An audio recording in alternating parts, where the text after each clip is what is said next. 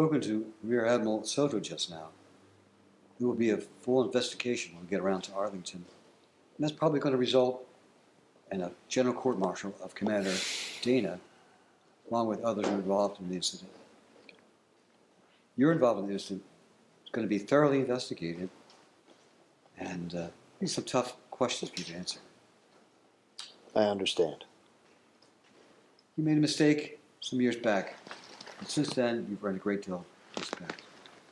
However, this incident is going to cost you some of that respect. I've thought about that. Quite a bit. I can't help but feel if I had just come forward sooner, it would have been better.